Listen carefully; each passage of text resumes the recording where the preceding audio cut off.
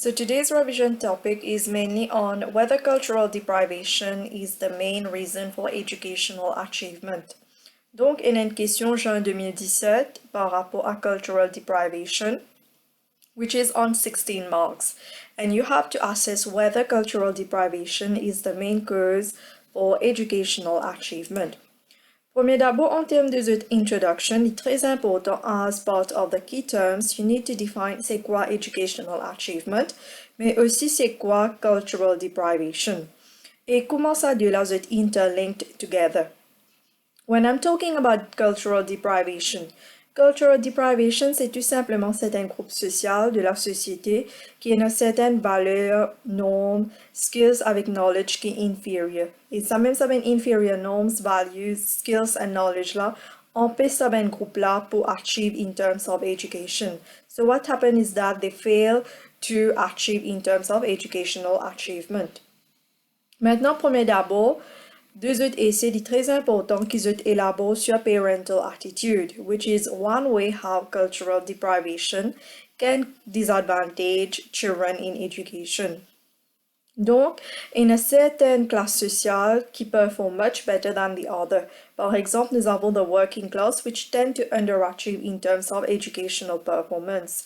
Why they tend to underachieve? C'est tout simplement parce que ben parents ont une attitude envers l'éducation. Par exemple, nous avons working class subculture et ben élèves qui belong to working class in general, they tend to underachieve at school. Why? Because they tend to follow certain working class cultures.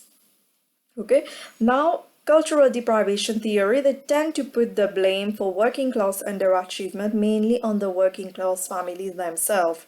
Why? Qui fait ce qu'ils blâment ben classe ouvrière, ben la famille surtout, c'est parce que ça ben famille là normalement ils montrent ben enfants certaines normes et valeurs qui pas être en termes de l'éducation pour l'avenir après.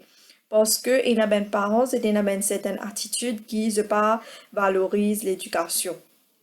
Okay, so parental attitude do not really help students, especially those who tend to internalize the idea that education is not really important for them, especially because they think that people like them, they are not likely to succeed in life.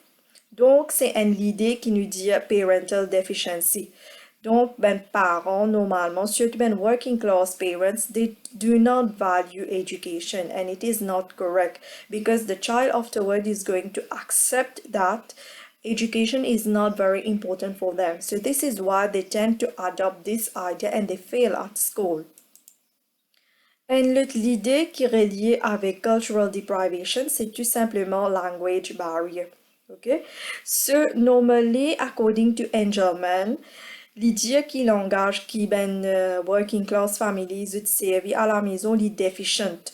C'est une des bonnes raisons qui fait ben enfants qui belong to working class family sont pas capables de développer ben langage qui nécessaire, such as the language skills, and therefore they tend to grow up incapable of abstract thinking.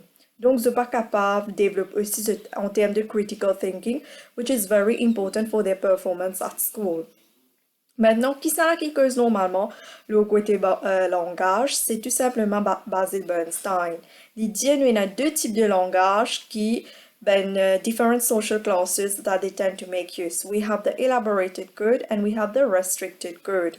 So normally elaborated code is used by the middle class and the upper class, whereas the restricted code normalement est utilisé par ben working class. Et une des bonnes raisons qui fait ce qui ben working class they fail at school is because they tend to make use of restricted code which prevent them from succeeding at school. Because at school, as you know, we tend to make use of elaborated code.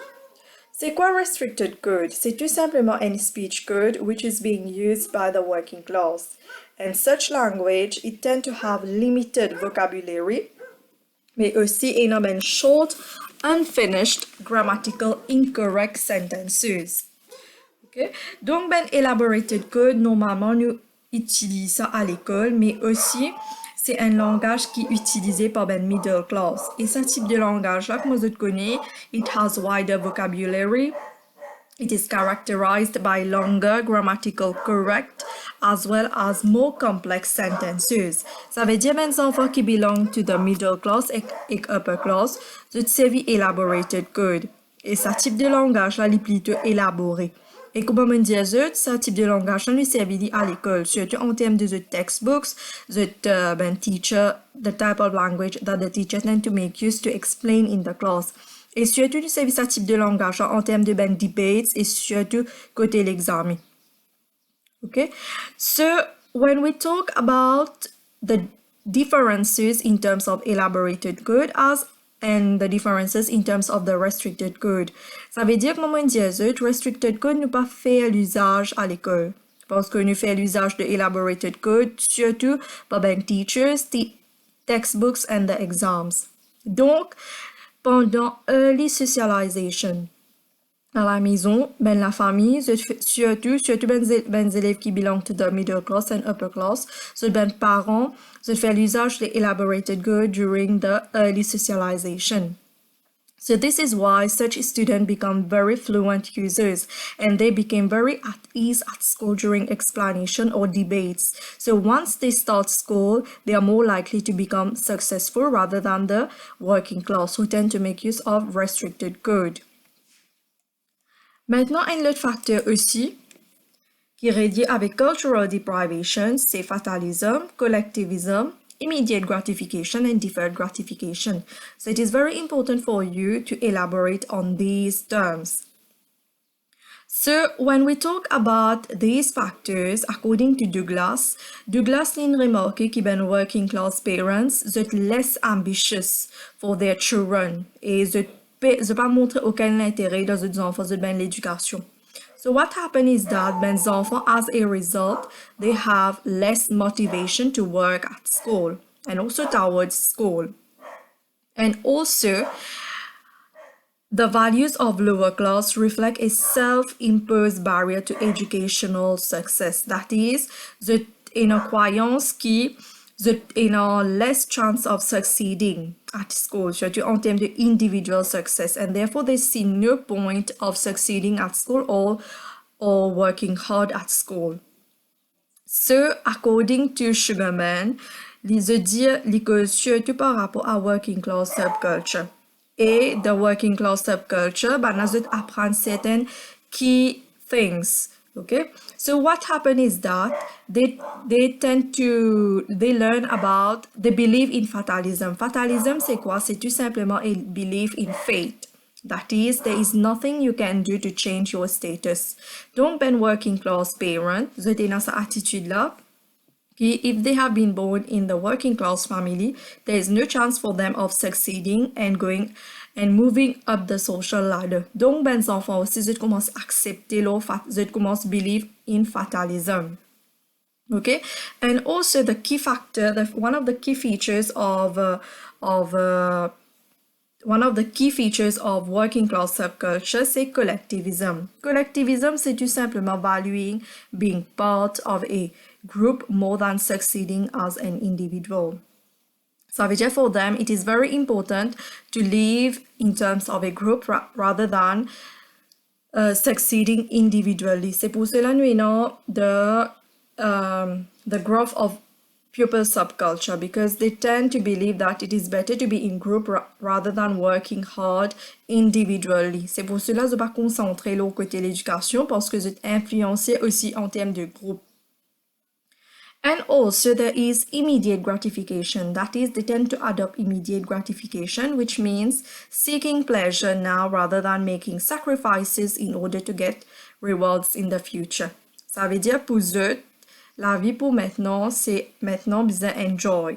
So they do not think about the future, making in a sense that going to school, c'est tout simplement just to have fun, not to work hard, but not to work hard for exam in order to get a better result for them. If they fail, it does not matter, pourvu qu'ils peuvent enjoy la vie. Okay? And well, they do not believe in deferred gratification, mais par contre, c'est ben upper class et ben middle class qui inculcate such way of thinking towards their children. Ça veut dire que les enfants it is very important to postpone the reward for afterwards. So for now, it is very important for them to be working hard. Okay, so for them, for the upper class and the middle class, they tend to see the present as more important than the future. Okay, and also what happens is that the working class children, comment on se pense pareil pour immediate gratification, comment on dit, they tend to see the present as more important than the future. That is, they tend to have no long-term goals, they peine un but dans la vie pour après.